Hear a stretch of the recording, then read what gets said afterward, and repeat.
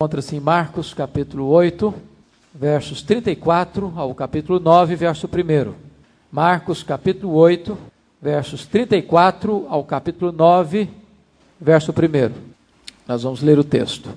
Então, convocando a multidão e juntamente os seus discípulos, disse-lhes: se alguém quer vir após mim, a si mesmo se negue, tome a sua cruz e siga-me.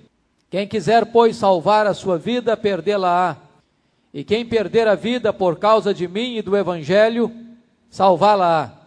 Que aproveita o homem ganhar o mundo inteiro e perder a sua alma? Que daria um homem em troca de sua alma?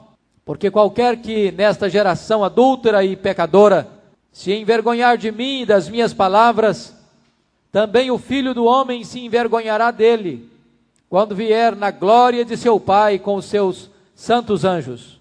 Dizia-lhes ainda: em verdade vos afirmo que dos que aqui se encontraram, alguns há que de maneira nenhuma passarão pela morte, até que vejam ter chegado com poder o reino de Deus. Amém.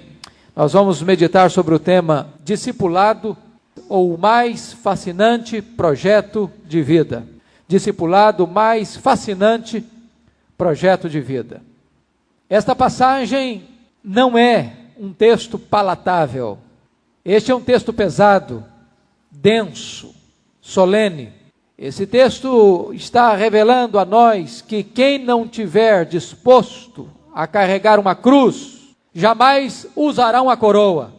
Esse texto está pontuando para nós que a religião que não nos custa nada, também não tem nenhum valor.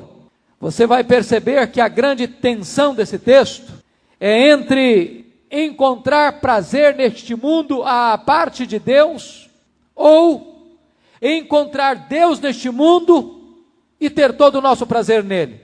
Só existem essas duas possibilidades. Só existem esses dois caminhos.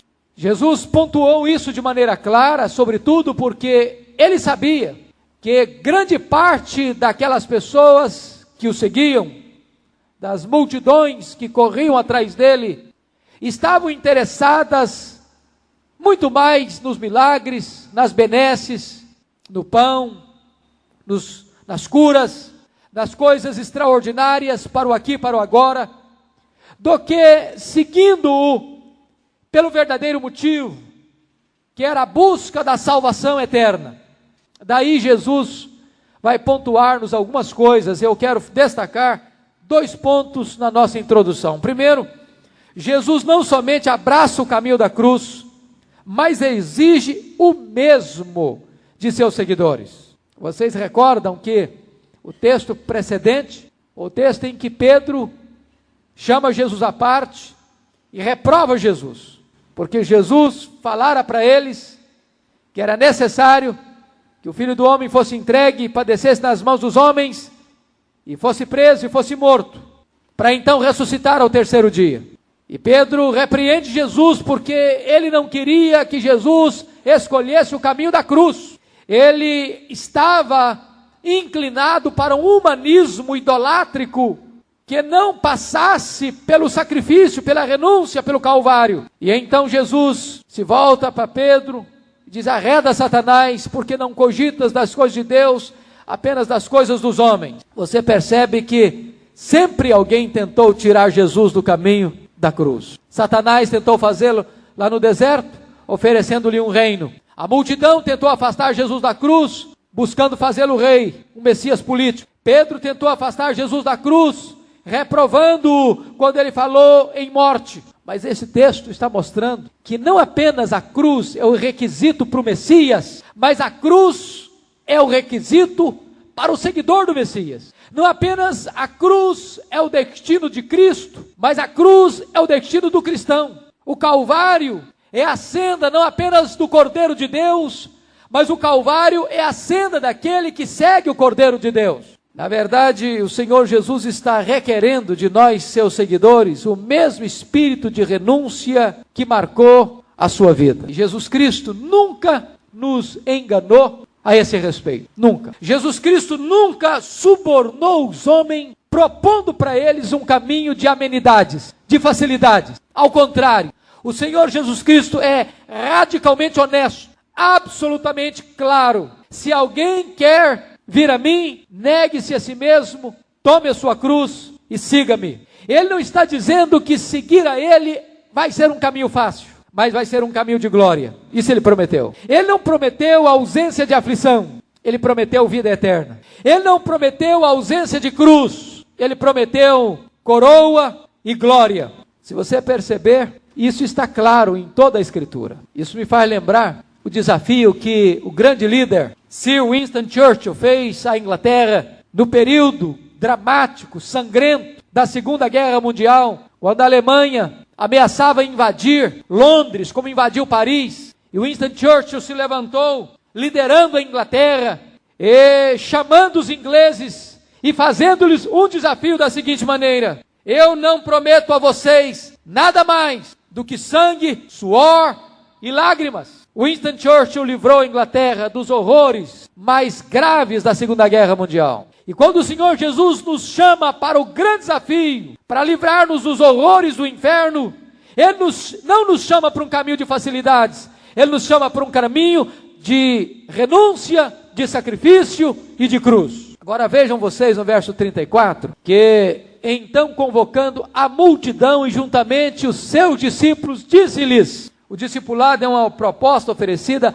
a todos indistintamente. Por que Jesus não disse isso apenas para os discípulos, mas fez questão de convocar a multidão, convocar o povo? Ele fez isso porque o discipulado não é um chamado apenas para uma elite espiritual, apenas para uma aristocracia espiritual, apenas para um grupo seleto de seguidores. Ao contrário, o Senhor Jesus só tem uma espécie de seguidor, discípulo. O Senhor não tem admiradores, o Senhor não é um popstar, o Senhor não é um grande autor, um famoso ator que vai para as luzes da ribalta e então sobe ao palco debaixo de luzes coloridas e os seus fãs o aplaudem, encantados pelo seu performance.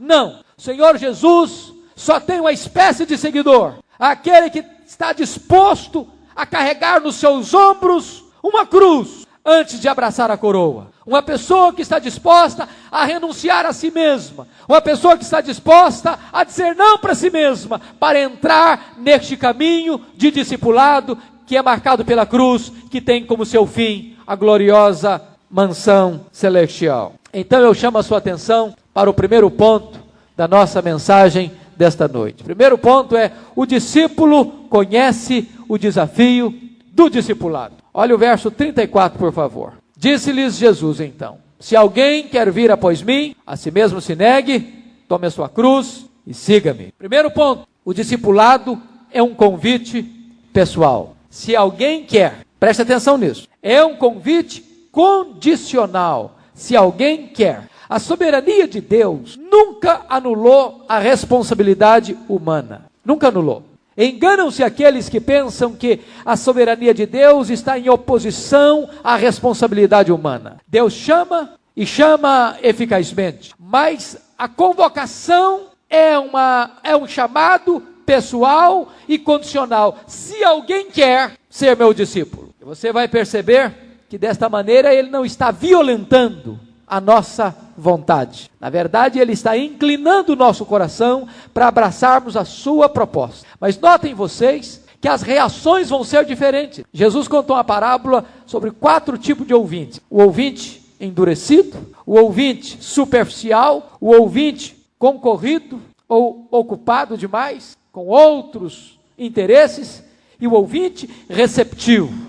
Isso ele contou na parábola do semeador. Ou seja, algumas pessoas vão receber esse convite e não vão dar atenção. Outros vão receber esse convite do discipulado e vão abraçá-lo de imediato, mas com muita superficialidade vão logo deixar. Outros vão abraçar esse convite, mas outros interesses, outras preocupações vão concorrer e também vão abandonar no meio do caminho. Mas haverá um solo fértil, haverá um coração adubado pela graça de Deus, haverá um chamado eficaz, interno, precioso, poderoso, transformador.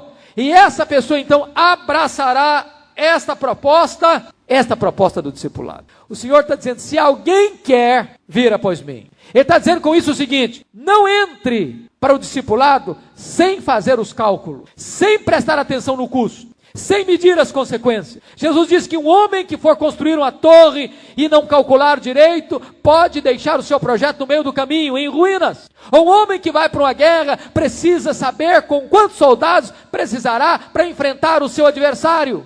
Você não pode ser um discípulo sem parar para fazer uma análise de quanto custará isso a você.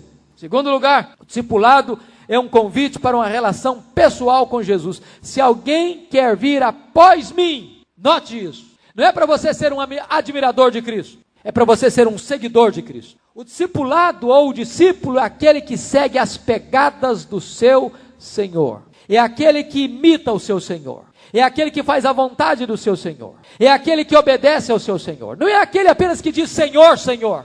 Não é apenas aquele que tem uma certa emoção numa reunião devocional. Mas é aquele que lança o seu fundamento numa base sólida e é aquele que faz a vontade do Pai que está no céu. É aquele que segue as mesmas pegadas do seu Senhor. Nós poderíamos dizer desta maneira que ser discípulo não é apenas abraçar uma doutrina, é seguir uma pessoa. Atentemos para isso, irmãos. É possível uma pessoa ser doutrinariamente ortodoxa e fiel, sem ser um discípulo. É possível uma pessoa ter todo um arcabouço doutrinário e teológico na sua mente, na sua cabeça, e ser uma pessoa irretocável no que concerne a sua fé, a sua crença, suas convicções, seus postulados doutrinários, e não ser um discípulo. Porque um discípulo é muito mais do que alguém que tem doutrina certa na cabeça.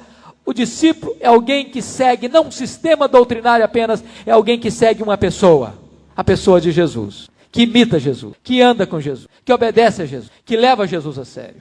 Esta é a marca do discipulado. Terceiro lugar, o discipulado é um convite para uma renúncia radical. Se alguém quer vir após mim, negue-se a si mesmo. Veja você que o evangelho está na contramão de toda a sistemática da compreensão da vida. Porque, na verdade, se você for olhar hoje, tanto a questão psicológica, quanto a questão das filosofias modernas, ou a questão dos livros de autoajuda, vão dizer para você que você tem que se firmar. Vão dizer para você que você precisa fazer cócegas nesse gigante que está adormecido dentro de você, porque você é capaz, porque você tem força, porque você tem o poder, porque todos os segredos para uma vida de felicidade estão dentro de você. O que importa é você se descobrir, o que importa é você se conhecer, o que importa é você se firmar, prevalecer, demonstrar sua força. Quando Jesus vem com um discurso e com a proposta na contramão disso, se alguém quer ser meu discípulo, a si mesmo se negue. Mas vamos entender, esse negar a si mesmo não é se anular. Não significa que um discípulo de Jesus é um zero à esquerda, no sentido que vai ser uma pessoa apagada,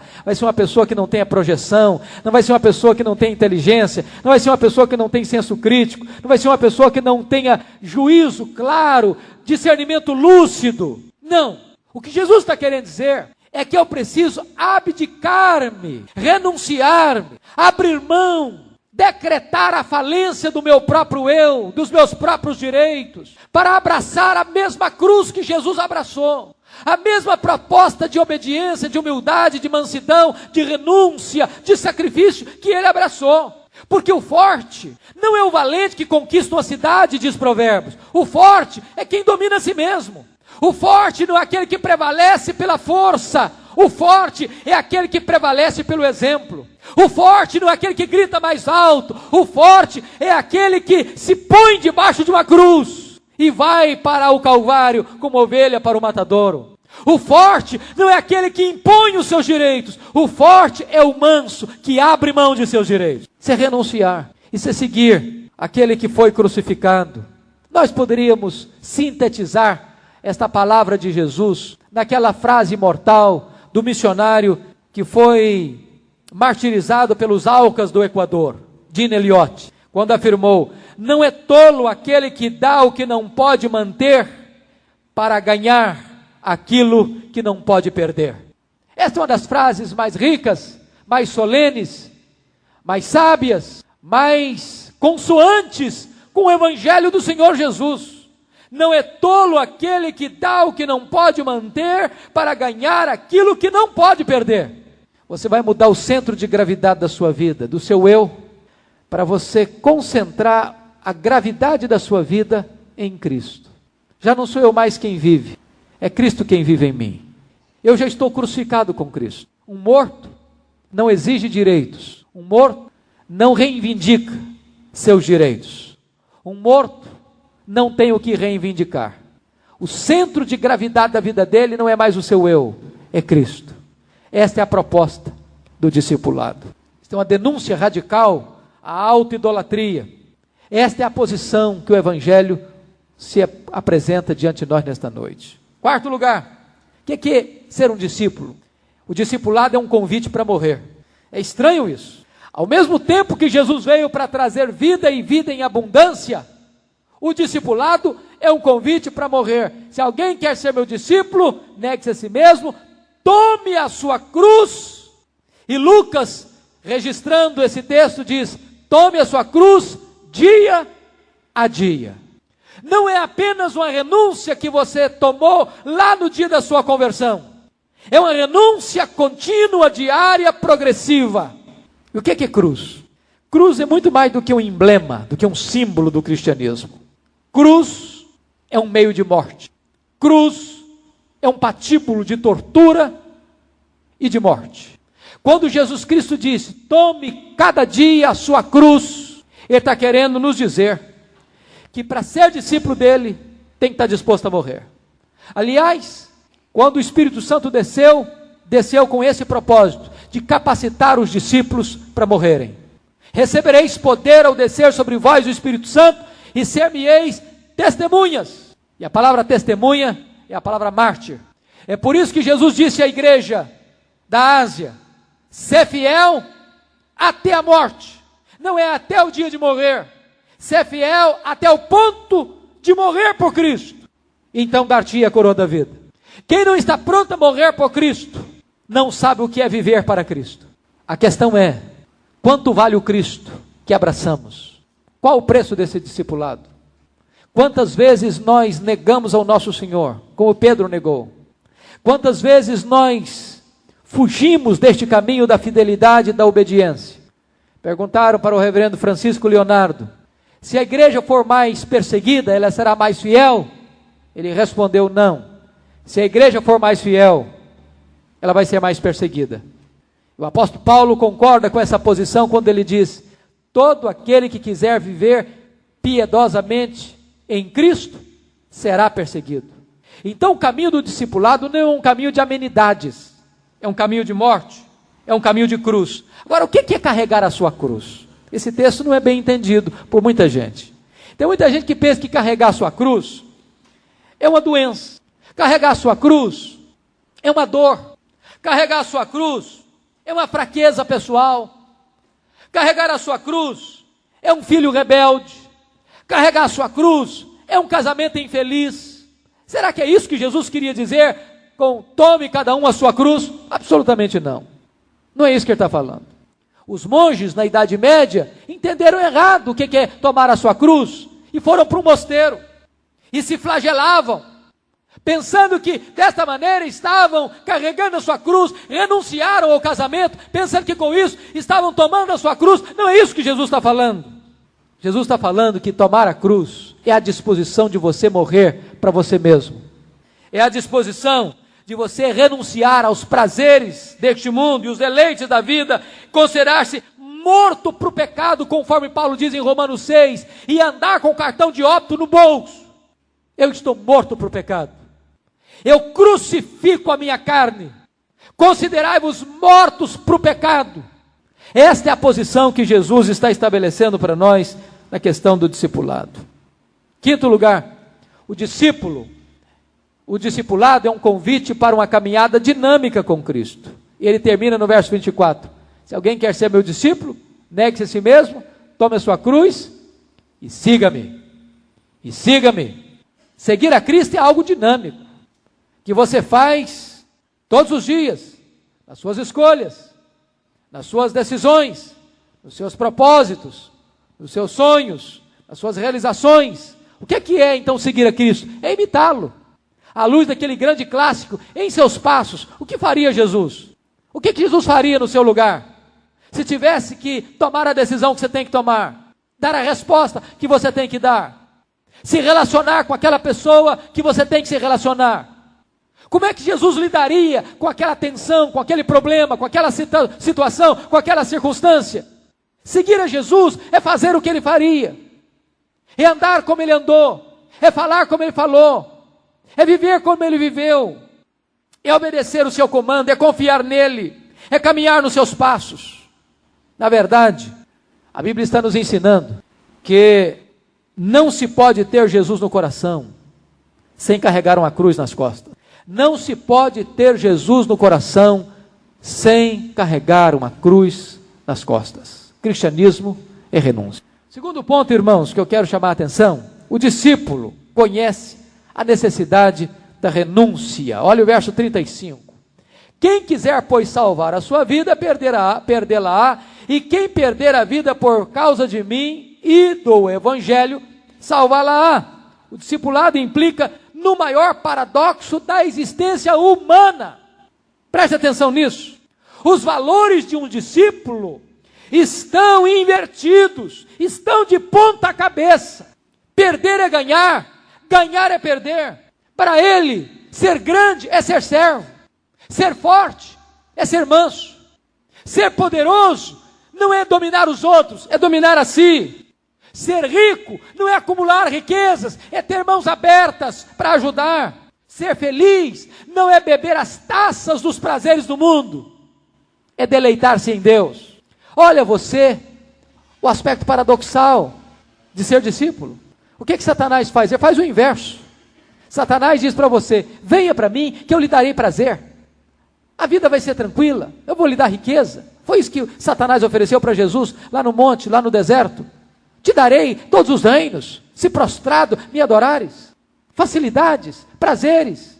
Mas ele paga no fim com a dor, com a morte, com a condenação. Jesus é honesto, diz para você: venha a mim, eu darei a você cruz. Você terá que renunciar. Se você perder, você ganha. E você ganha alegria, você ganha paz, você ganha o céu, você ganha a vida eterna. É uma proposta concreta, real, honesta, verdadeira. Agora deixa eu dizer para você, como uma pessoa pode ganhar a vida e ao mesmo tempo perdê-la? Vamos olhar. Primeiro, quando busca a felicidade sem Deus. Quando uma pessoa busca a felicidade sem Deus, ele está achando que está ganhando a vida. Preste atenção que o mundo hoje está sedento de prazer, de felicidade. Se você notar, as pessoas fazem propaganda de roupa para dar prazer. Fazem propaganda de cardápios especiais para lhe oferecer prazer. As pessoas abrem lojas bonitas e shoppings todo embelezados e requintados para que você tenha prazer. As pessoas lhe oferecem viagens para que você tenha prazer. As pessoas abrem boutiques para que você possa ter prazer em comprar coisas mais requintadas. As pessoas abrem boates para que as pessoas tenham prazer. As pessoas vão a um show para que elas tenham prazer. Em outros termos, as pessoas comem, as pessoas bebem, as pessoas dançam, as pessoas se divertem, as pessoas compram, as pessoas vendem, as pessoas se divertem, dançam, as pessoas cantam, as pessoas choram, as pessoas fazem e acontecem porque elas querem prazer. Mas o prazer sem Deus, no fundo, ele provoca um vazio. Salomão diz isso lá em Eclesiastes capítulo 2. Ele procurou felicidade na bebida, ele procurou felicidade no dinheiro, ele procurou felicidade no sexo, ele procurou felicidade na fama, e ele alcançou tudo isso. E quando ele pôs a mão nessa taça, estava cheia de bolha de sabão. Era vaidade. John Mackay narra a história de um personagem chamado Pierre G. de Ibsen. Um personagem que queria encontrar a felicidade e percorreu o mundo em busca dela. Retornou para sua casa já velho, cansado, sem ter encontrado a felicidade. Ele saiu para o seu quintal, num canteiro de cebolas, escarvou o chão, arrancou uma cebola e começou a descascar a cebola. Para cada casca que ele tirava, ele dava o nome de uma experiência, de uma aventura, de um fato acontecido na vida. Quando ele termina de descascar a cebola, ele disse: a minha vida foi como essa cebola, só casca, não tinha cerne, não tinha conteúdo, não tinha nada. Esta é a felicidade sem Deus, é vazia, é oca, não tem nada. Desta maneira, ganhar a vida é perdê-la. Segundo lugar, quando é que uma pessoa ganhando a vida perde-a? Quando busca salvação fora de Cristo. Olha, por você perceber, há milhares de religiões, há muitos caminhos, e todas as religiões estão dizendo para você: faça o seu melhor, seja honesto, seja sincero, siga esse caminho. Todas elas oferecem para você uma recompensa, mas a Bíblia diz que embora hajam muitos caminhos, só existe um caminho que leva a Deus. Esse caminho é Jesus. Não há outro caminho, não há outros caminhos. O homem pode ter fortes experiências, o homem pode ter arrebatadoras emoções na busca do sagrado. Agora você que tem acompanhado às vezes alguns lances do Fantástico, tem se buscado mostrar algumas facetas de religiões, de seitas por esse país. Quantas seitas oferecem às pessoas experiências arrebatadoras, às vezes até mesmo com drogas, como o Sandaime, lá do Acre. Eu estive lá, observando aquele negócio de perto, é uma loucura aquilo. Pessoas são embriagadas, intoxicadas e passam a ter alucinações, mas na verdade elas não encontram o caminho da vida, elas perdem a vida, apesar de terem tantas e ricas, ou talvez fortes experiências. John Charles Ryle disse que uma pessoa perde sua vida quando ama o pecado, quando crê nas superstições humanas, quando ela negligencia os meios de graça e quando ela recusa a receber o Evangelho do Senhor Jesus Cristo. Em terceiro lugar, sabe quando uma pessoa perde a vida buscando ganhá-la? Quando busca a realização em coisas materiais. Notem vocês que o mundo hoje vive nessa correria desenfreada para ter. O dinheiro é a mola mestra. O dinheiro é o fator de alavanca que move esse mundo. As pessoas vivem, se casam, se divorciam, matam e morrem por dinheiro. As pessoas vendem a consciência, vendem seus princípios, seus valores, sua vida, sua família, seu casamento, vendem a própria alma para o diabo por causa de dinheiro. O dinheiro é mais do que uma moeda, o dinheiro é um Deus, ele é Mamon. E quantas pessoas, na busca desenfreada, perdem a própria vida?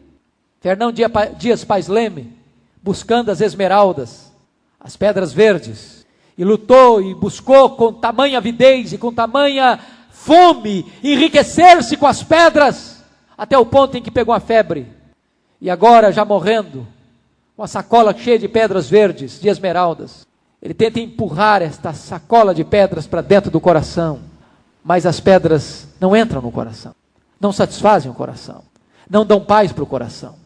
A riqueza não é suficiente para dar ao homem a felicidade eterna. Agora vamos ver o que Jesus quis dizer com perder a vida e ganhá-la. Para o homem natural, seguir a Cristo é perder a vida.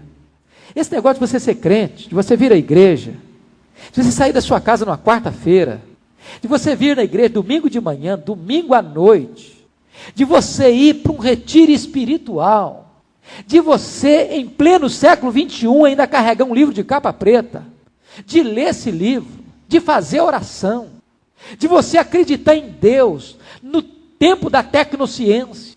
Isso é loucura para o mundo. A Bíblia diz que o homem natural não discerne as coisas de Deus e elas são loucuras para ele. Você é considerado como louco, como um ET, como uma pessoa que está vivendo fora da realidade da existência. E Jesus está dizendo o seguinte: se você perder a sua vida, aos olhos do mundo, você vai ganhá-la. Segundo lugar, para o homem natural, renunciar às coisas do agora em troca da bem-aventurança eterna é perder a vida. Isso é uma loucura o homem natural pensar. Como é que você vai se privar de determinados prazeres por causa de um prazer, de uma recompensa, de uma herança, de um galardão que você não está vendo, que você não está apalpando?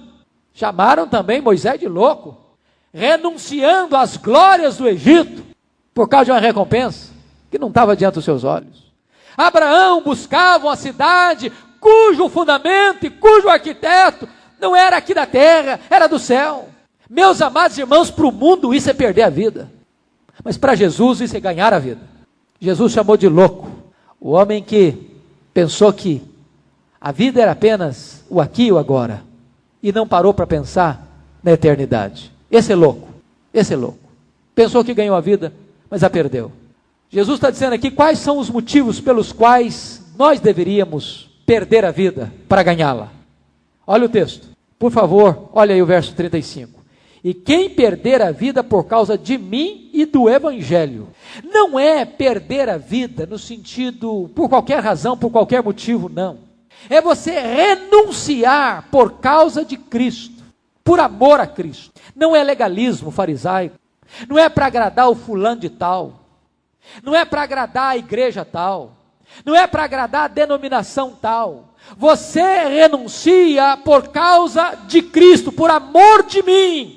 E mais, por amor do Evangelho, em outros termos, por amor das pessoas, por amor da salvação de outras pessoas. Quando você renuncia coisas que você acha que poderia aproveitar por causa de Jesus e para levar este Evangelho a outras pessoas, aí sim você está ganhando a verdadeira vida. Nós vamos ter muitas surpresas, muitas surpresas. Quando o grande esportista londrino deixou sua fama e seu sucesso para ser missionário na China, na Índia, na África, e alguém chegou para ele e disse, mas se você vai fazer um sacrifício tão grande como esse, para ser um missionário, ele disse, se Jesus Cristo é Deus, e Ele deu a sua vida por mim, você acha que é sacrifício demais eu dar minha vida por Ele? Agora preste atenção nisso, irmãos, outras coisas podem estar nos motivando, que não Jesus e o Evangelho. O que é que move o seu coração? O que é que motiva a sua alma a fazer a obra de Deus, a ser um discípulo? É o amor a Jesus. Vocês se lembram, no penúltimo sermão que eu preguei aqui, quando Pedro caiu e Jesus vai ao encontro dele para restaurá-lo, qual foi a única exigência que Jesus fez para Pedro? Tu me amas, Pedro? Tu me amas? Às vezes, irmãos, nós somos diferentes de Jesus, nós exigimos às vezes determinadas coisas com tanta ênfase, com tanta força, com tanta veemência, e nem nos apercebemos de que a principal, a maior, a única exigência de Jesus foi esta: amor a Ele. Tu me amas? Foi por isso que Agostinho de Hipona entendeu: ame a Deus e faça o que você quiser. Se você amar a Deus, a sua vida vai ser em conformidade com este amor. Mas preste atenção, terceiro ponto, o discípulo sabe o valor inestimável da vida, verso 36 e 37, olha aí por favor. Que aproveita o homem ganhar o mundo inteiro e perder a sua alma? Que daria um homem em troca da sua alma? Você já percebeu que sempre que você vai fazer um negócio comercial, você faz duas perguntas? Todo mundo faz essas duas perguntas. O que eu ganho se eu fechar esse negócio? Segunda pergunta, o que eu perdo se eu não fechar esse negócio? Você vai comprar um carro, você vai perguntar, se eu comprar esse carro, quanto eu vou ganhar? Se eu não comprar esse carro, quanto eu vou perder? Você vai comprar na loja um objeto de decoração para sua casa. Se você comprar, quanto você ganha? Se você deixar de comprar, quanto você perde? Se a lei do mercado, se a lei do comércio. A grande questão é, quanto você vai ganhar se você fizer esse negócio? O negócio mais importante da sua vida, esse negócio do reino de Deus, do discipulado, quanto que você vai ganhar? Você vai perder a sua vida e você vai ganhar a vida eterna. E quanto é que você vai perder se você não fechar esse negócio? Você pode ganhar essa vida, mas você vai perder a eternidade. Você vai perder a vida eterna. Chama a sua atenção para alguns pontos. Primeiro, o dinheiro não pode comprar a bem-aventurança eterna. Que adianta o homem ganhar o mundo inteiro e perder sua alma? Você pode ser dono de poços de petróleo, você pode ser dono de riquezas naturais, você pode ser dono de grandes redes imobiliárias, você pode ser dono de grandes riquezas, mas o seu dinheiro não pode comprar para você benefícios espirituais. Que adianta o homem ganhar o mundo inteiro e perder a sua alma? Adolfo Paul foi muito feliz quando ele disse o seguinte: a Bíblia nunca nos registrou de um homem que tenha ganhado o mundo inteiro. Você conhece um homem que foi dono do mundo inteiro? Não existiu esse homem. Mas ainda que existisse, que tivesse um único proprietário de todos os continentes, ainda assim, o que adiantaria para ele ser dono do mundo e perder a sua alma? Na verdade, o salário, muitas vezes, que as pessoas têm recebido é um salário bem mirrado. Muitas vezes o salário é o salário de Judas, 30 moedas de prata e uma corda. É isso que o mundo tem pago. 30 moedas de prata e uma corda. Preste atenção nisso, irmãos. As pessoas que fazem falcatruas, as pessoas que mentem, as pessoas que roubam, as pessoas que subornam, as pessoas que corrompem, as pessoas que são corrompidas, as pessoas que vendem a consciência e que vendem a sua alma para alcançar riqueza e projeção. Quando ela chega lá no topo, ela descobre que a alma dela está vazia, que o coração está pesado de culpa e que a vida é um inferno. E aí Satanás dá alguma coisa a mais, dá uma corda para a pessoa enforcar. A grande questão é como é que eu e você vamos ficar diante do balanço final, na hora da prestação de contas. E preste atenção que Deus vai ser o auditor das contas. Deus vai ser o auditor das contas. Como é que vai ficar esse negócio no dia do acerto? E a Bíblia nos diz, põe em ordem a tua casa. E a Bíblia nos diz, presta conta da tua administração. Deus vai ser o auditor. E se você e eu formos pesados na balança de Deus, como é que vai ser? O que adiantou para você ter ganhado o mundo inteiro e no final das contas ter perdido a sua alma? Segundo ponto, a salvação da alma vale mais do que riqueza. Vale mais. Jesus conta dois fatos do homem que vivia com banquetes e com roupas caras, não olhando para o seu próximo, ao seu redor, e ele morreu com toda a pompa, com todo o luxo. E daí? O dinheiro não consegue passar do outro lado da sepultura. Ele perde todo o seu valor para você no dia que você fecha os olhos e vai para o túmulo. Eu já disse aqui de um rapaz que aproximou-se do pastor e disse: eu queria ser igual ao meu avô. É mesmo, meu filho? Por quê? Meu avô morreu rico. É, meu filho, seu avô morreu rico? É, meu avô morreu rico. Eu queria ser igual a ele. Pois é, eu quero dizer para você que seu avô morreu pobre. Ele era rico até fechar os olhos. Na hora em que ele fechou os olhos aqui, que ele morreu, ele não levou um centavo com ele. Morreu pobre. Nenhum homem morre rico. De dinheiro, não. A Bíblia diz que nós nada trouxemos, nem nada levaremos deste mundo. A salvação da sua vida vale mais do que dinheiro. É mais importante ser salvo do que ser rico. Terceiro lugar, a perda da alma é uma perda irreparável. Olha o verso 37. Que daria um homem em troca da sua alma? Você ganha dinheiro, você perde dinheiro. Não é verdade? Você ganha dinheiro, você perde dinheiro. A inflação come o seu dinheiro, o ladrão rouba o seu dinheiro, a ferrugem desgasta o seu dinheiro. Mas dinheiro se ganha e se perde. E se perde e se ganha. A Bíblia diz que Jó era muito rico e perdeu todo o seu dinheiro e depois reaveu em dobro a sua riqueza. Mas quem perde a sua alma jamais a recobra, jamais a retoma, jamais a readquire. É impossível, é impossível. Por isso, eu quero encorajar você a cuidar bem disso. Porque se você não cuidar bem dessa questão, no dia do juízo a conta não vai fechar. E se a conta não fechar, você pode ter ganhado o mundo inteiro e terá perdido a sua alma. E se você perder a sua alma, não tem como adquiri-la de volta. Há um abismo entre o inferno e o céu. É impossível que uma pessoa que se perca venha a ser ganha novamente. Em último lugar, irmãos, um discípulo é alguém, em quinto lugar, quarto lugar, um discípulo é alguém que não se envergonha de Cristo. Versículo 38. Porque qualquer que nessa geração adúltera e pecadora se envergonhar de mim e das minhas palavras, também o Filho do Homem se envergonhará dele, quando vier na glória de seu Pai com seus santos anjos. O que significa envergonhar-se de Cristo? É fazer o que Pedro fez, seguir Jesus de longe. Envergonhar-se de Cristo é você se colocar no meio das outras pessoas e quando você precisar se apresentar como um crente, fiel, comprometido, você se cala, você se acovarda. Envergonhar-se de Cristo é você ser um aluno numa classe de 30, 40 colegas e passar o ano inteiro e ninguém tomar conhecimento que você é um cristão. Você é um anônimo, você não assume quem você é. Envergonhar-se de Cristo é ser um empregado numa empresa e passar ano e tempo e mês e ninguém sabe quem é você. É o seu vizinho não saber quem é você. São seus colegas de trabalho não terem consciência de que você é alguém comprometido com Deus. Envergonhar-se de Cristo é você ter medo de assumir que você é um discípulo.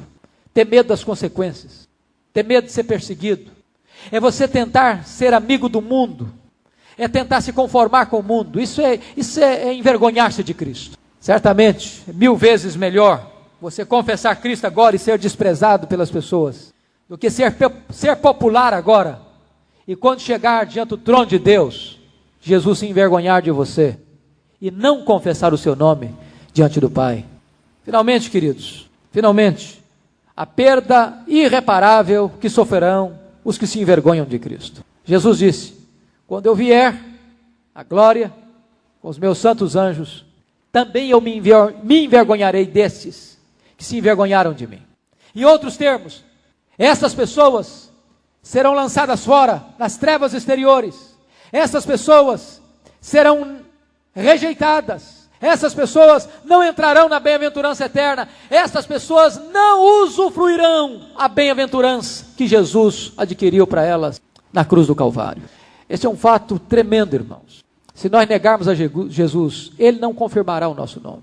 Aquele que me confessar diante dos homens, eu confessarei diante do meu Pai que está nos céus. E o que é mais dramático para mim nisso, sabe qual vai ser a mais pesada sentença que o homem vai receber no juízo final? A sentença mais pesada que uma pessoa vai receber no juízo final vai ser esta: fique como você está. Eu vou te dar o que você sempre quis. Você vai ter aquilo que você sempre buscou. Você vai ter eternamente aquilo que você amou. Você se envergonhou de mim? Você teve vergonha de mim? Você não quis a minha companhia? Você não quis andar debaixo do meu cajado? Você não quis andar debaixo da minha autoridade? Você não quis amar a minha palavra? Você não quis andar na minha presença? Então você vai viver eternamente longe da minha presença. Não tem sentença pior do que essa. Esta é a verdadeira condenação eterna. Jesus termina esse texto de uma forma interessante. Ele acabou de falar de uma palavra que talvez para nós fosse dura. Por isso que eu disse para os irmãos, esse sermão não é palatável, ele não é gostoso. Esse não é o tipo de sermão que a gente sai assim com o coração alegre, não. Esse não é o tipo de mensagem que dá ibope. Falar de cruz, falar de renúncia, falar de morte, não é uma coisa gostosa, nem fácil de ouvir. Mas aí Jesus, acabando de falar dessa questão, ele no versículo 1 do capítulo 9 diz: dizia-lhes ainda, em verdade vos afirmo, que dos que aqui se encontram, alguns há que de maneira nenhuma passarão pela morte, até que vejam ter chegado com poder o reino de Deus. A maior expectativa de um judeu era o reino de Deus. A grande esperança de um judeu era o reino de Deus. E Jesus está falando não apenas do reino de Deus, mas do reino de Deus com poder. O que significa isso? 3 coisas. Primeiro, Jesus está falando, e se você... vai ser o sermão do quarta-feira que vem, se Deus quiser, um dos textos mais ricos da Bíblia, sobre a transfiguração. Logo em seguida, Jesus subiu um monte para orar e foi transfigurado. Pedro, Tiago e João viram Jesus em glória. É como se o céu tivesse baixado à terra. Uma luz luminosa numa nuvem cobre os discípulos, eles escutam a voz do próprio Deus ecoando daquela nuvem. A nuvem de glória. A glória do reino havia chegado para eles. E eles viram uma antecipação da glória. Esse é o primeiro ponto. Segundo ponto, Jesus não está falando propriamente da transfiguração. Ele está falando que a glória do reino chegaria com a sua morte e com a sua ressurreição. A glória do reino chegou na Páscoa. Jesus ressuscitou glorificado, e ali estava a implantação gloriosa do reino de Deus entre os homens. Terceiro lugar, Jesus quis dizer com isso, que ele foi assunto aos céus em glória, e derramou o seu Espírito, o seu poder, e a partir dali, a igreja, tão frágil, tão enfraquecida, tão pequena, tão pobre, tão perseguida, haveria de balançar as estruturas do mundo, e conquistar os reinos, pelo poder do Espírito Santo de Deus. Muitos daqueles viram essas coisas acontecer. Viram a transfiguração, viram a morte, viram a ressurreição, viram a descida do Espírito Santo, viram o poder do Espírito Santo conduzindo a igreja triunfantemente, mesmo no meio de lágrimas, de prisões, de martírio e de morte. Meus amados irmãos, a pergunta que eu quero lançar nesta noite é esta: você é um discípulo de Cristo? Verdadeiramente você é um discípulo? Você já renunciou a sua própria vontade, o seu próprio eu. Você já crucificou a sua carne. Você está morto com Cristo. É Cristo quem vive em você. Você faz isso por amor a Cristo e por amor ao Evangelho. O que é que fascina a sua alma? O que é que enche o seu coração de brilho? Seus olhos de encanto? O dinheiro ou as coisas eternas? Qual o valor que você tem dado à sua salvação? Eu queria orar por você neste momento. E se você ainda não é um discípulo, um seguidor de Jesus, eu quero convidar você nesta noite a ser um discípulo de Jesus. Se alguém quer vir após mim, negue-se a si mesmo, tome a sua cruz e siga-me. Quem salvar a sua vida, a perderá, mas quem perder a sua vida, por amor de mim e do Evangelho, este a ganhará. O que dará o homem em troca da sua própria alma? Que adianta um homem ganhar o mundo inteiro e perder a sua alma? Curva a sua fronte, por favor. Vamos falar com Deus. Deus amado, a tua palavra nesta noite nos traz uma mensagem tão firme, tão forte, tão contundente, que é difícil para nós. Ela fere profundamente a nossa vaidade, o nosso orgulho, porque ela nos chama para abraçar uma cruz antes de receber a coroa. Ela nos ensina que o caminho para o céu não é um caminho de amenidades, mas de muitas lutas, de muita dor. É um caminho de morte. Não obstante ser um caminho de sacrifício, é o único caminho de glória. Assim, Deus, nos ajude a entender o custo e o preço do discipulado. E não permita, meu Deus, que sejamos como aqueles que, ao olharem para o custo e para o preço, retrocederam e desistiram e se perderam. Ajuda-nos, se preciso for, perder a nossa vida, para nós encontrarmos a verdadeira vida. Renunciarmos a este mundo, aos deleites da carne, aos prazeres transitórios do pecado, para recebermos a verdadeira felicidade eterna. Fortalece-nos, ó Deus. Abra os nossos olhos para vermos a verdadeira riqueza espiritual que nós temos em Jesus. E obrigado pela tua palavra. Nós oramos com ações de graça, em nome do Senhor Jesus. Amém.